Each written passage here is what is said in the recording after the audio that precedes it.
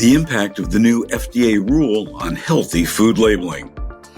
The Food and Drug Administration on December 19, 2024, updated the definitions of the term healthy for labeling on foods, a move that reflects changes in nutrition and that tightened limits on saturated fat, sugar, and salt in foods that can be sold under that claim.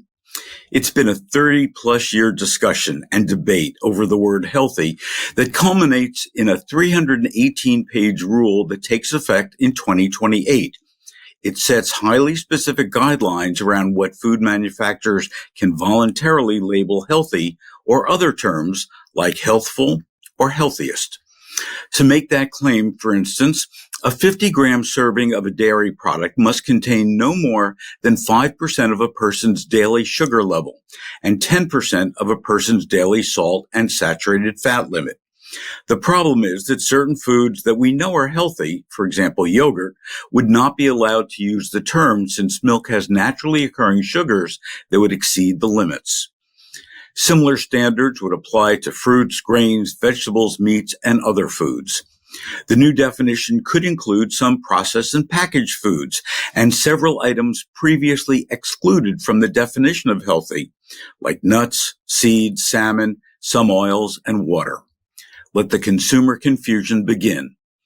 The FDA's rule reports that only about 5% of foods on supermarket shelves are currently labeled healthy. For food manufacturers, this might mean a significant transformation in how they formulate products and market them. Food companies that wish to retain or acquire the healthy label for their products might need to reformulate existing items or innovate new ones that align with the criteria. Now, this could mean introducing more whole grains, reducing sodium, and cutting back on added sugars. In some cases, it might just mean adding more fuel to the shrinkflation fire as products are downsized to meet the criteria. Now, this is challenging, particularly in terms of cost and manufacturing processes. However, the idea of being able to label a product healthy presents an opportunity for companies to up their game in today's health-conscious market, where we see more people gravitating towards GLP-1 weight loss products, eating healthier, and reducing the size of their portions.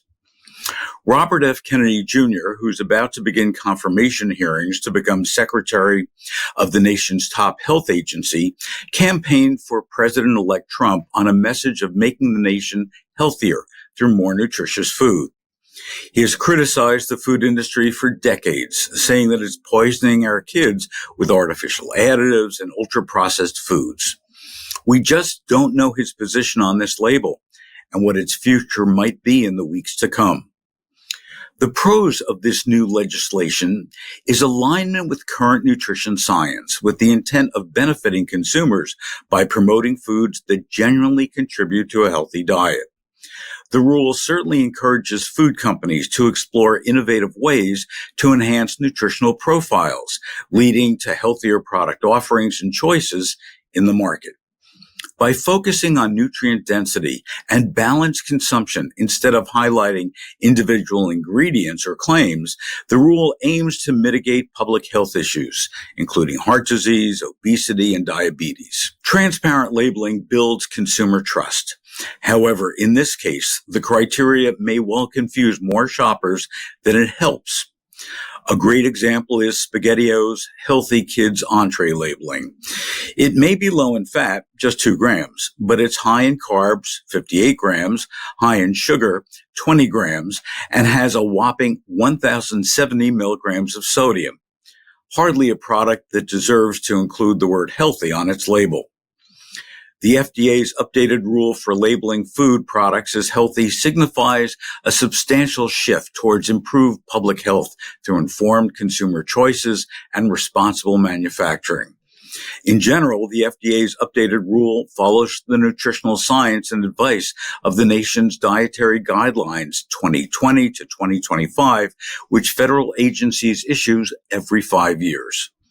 A committee of nutrition experts are already working for the next report, which is expected to be released at the end of next year. As these changes unfold, ongoing dialogue between regulatory bodies, food manufacturers, health advocates, and the new administration is essential to refine and further define the implementation and communication of the rule. If the goal is truly making the healthy label a trusted guide in the health journey of every consumer.